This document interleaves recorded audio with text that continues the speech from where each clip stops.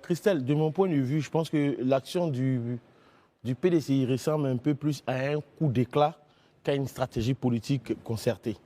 Parce que cette action, il faut le dire, ça permet de relancer en fait le débat sur l'inclusivité du processus électoral. Mais malheureusement, l'action souffre de plusieurs faiblesses. La première faiblesse, c'est l'absence de coordination. C'est-à-dire, avec qui? Avec les autres membres de l'opposition. Parce qu'aujourd'hui, je pense que cette action qui a eu lieu à l'Assemblée nationale, si les autres groupes parlementaires de l'opposition avaient été concertés, je pense que ça allait faire, le coup d'éclat allait être encore plus waouh. Voilà.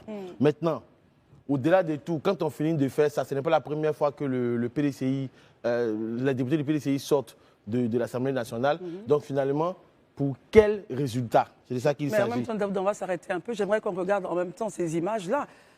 Ils sont sortis, les places sont vides. C'était en présence quand même d'invités de marque. On a un invité international, le président de l'Assemblée nationale du Congo, le parterre donc, du protocole présent.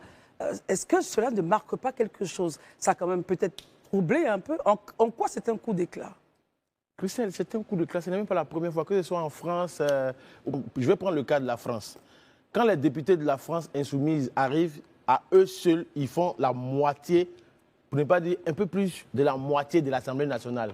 Quand ils sortent, ça se voit, ça se sent.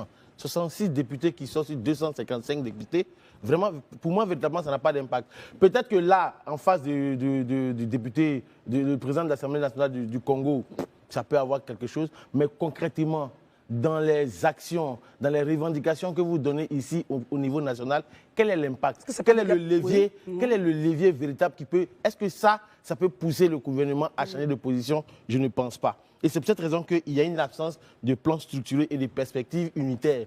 Ça aurait été fait avec tous les partis de l'opposition. Moi, j'aurais dit, c'est très bien. Le président de l'Assemblée nationale du Congo, ça peut avoir quelque chose, mais concrètement, dans les actions, dans les revendications que vous donnez ici au niveau national, quel est l'impact? Quel est le levier, quel est le levier véritable qui peut... Est-ce que ça peut pousser le gouvernement à changer de position? Je ne pense pas. Et c'est pour cette raison qu'il y a une absence de plan structuré et de perspectives unitaires. Ça aurait été fait avec tous les partis de l'opposition. Moi, j'aurais dit, c'est très bien. Je termine par la déclaration. Le communiqué du PDCI égrène un chapelet de griefs qui, pour ma part, est légitime, c'est leur droit. Réforme de la CEI, radiation, etc. Mais tout ça, quand on finit de dire tout ça, moi, je n'y vois aucune proposition. Pour moi, quand on a fini de faire ce type de coup d'éclat, quand on fait des propositions, on fait un chapelet de griefs, il faut véritablement faire des propositions. Quel est le calendrier, le chronogramme qu'on met en place, les propositions des calendriers? Quelle est la feuille de route qu'on met en place? Il n'y en a pas. Quel symbole? Quel symbolique selon vous? Mais vous, des républicains, moi, ça me choque quand ça vient des gens du PDCI qui ont fait 40 ans au pouvoir, qui à longueur de journée disent que c'est eux qui ont bâti le socle étatique de la nation. C'est choquant.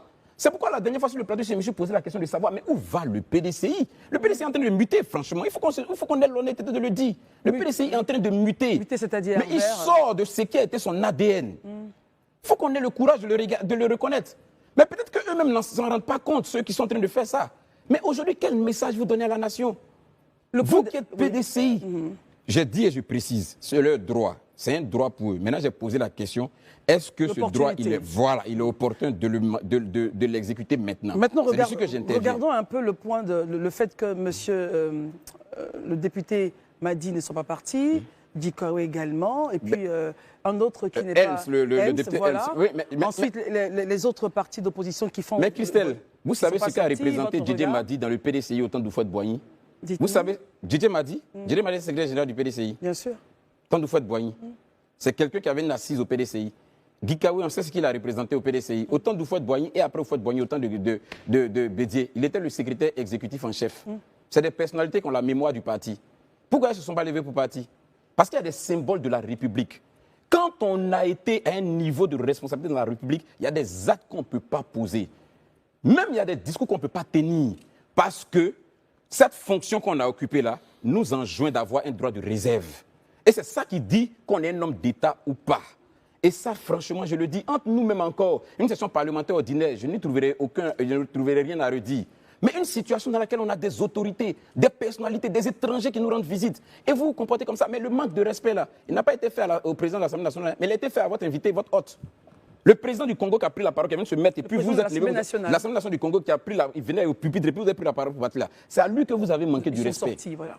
Quand on veut aller en douceur, demander le dialogue politique, on n'obtient pas depuis 2 ou 3 ans, à un moment donné, il faut changer de stratégie. Donc on comprend qu'ils choisissent cette démarche pacifiste et autres. Mais il ne faudrait pas qu'on se dise que les autres en face de lui, ou bien les autres qui sont à côté de lui, leur démarche de mener des actions, comme l'action d'éclat que le PDCI RDA a fait aujourd'hui au Parlement, de face au truc, c'est symbolique. Et je ne comprends pas pourquoi est-ce que les gens ne veulent pas comprendre que le PDCI RDA a choisi l'opportunité de cette rencontre-là. Oui, c'est leur point de vue. Voilà, donc c'est ça aussi. Il ne faudrait pas qu'on voie toujours une action violente dans l'acte des autres et que pour certains, on estime qu'ils ont une démarche pacifiste. Il faut que les journalistes qui parlent là, ils s'informent.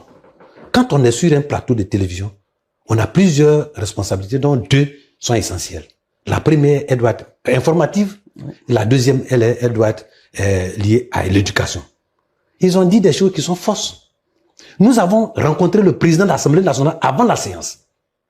Pendant au moins une dizaine de minutes, 15 minutes. Et nous sommes entendus.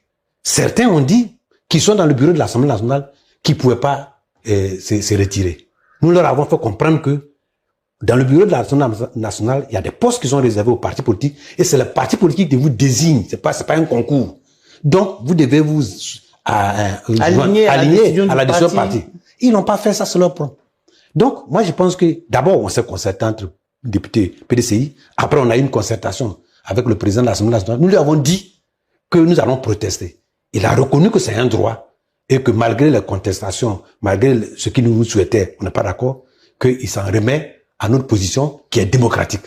Oui, il a même signifié. Voilà. Mais, monsieur le porte-parole, j'ai envie de vous demander si la majorité des députés PDCI ont suivi le mouvement, le groupe parlementaire, quelques-uns sont restés dans l'hémicycle.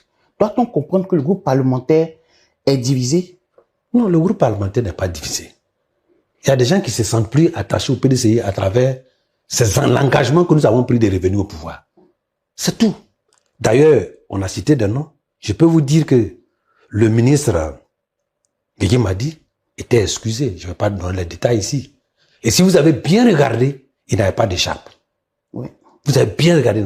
Donc ça, c'est un problème interne. Il était excusé parce que s'il devait sortir, permettez-moi de rester parce que je mettrais beaucoup de temps à sortir parce qu'aujourd'hui, compte tenu de l'environnement, on ne peut pas sortir. Donc, je préfère prendre du temps pour sortir après. Donc, le président et le ministre Guigui Madi est excusé à ça. Les autres, bon, certains sont du bureau de l'Assemblée nationale, ils sont sortis. Il y a des secrétaires, il y a des vice-présidents qui sont sortis. Pourtant, c'est le même PDCI là. Ceux qui sont restés, ça, c'est leur propre position. Mais nous pensons que le groupe n'est pas divisé.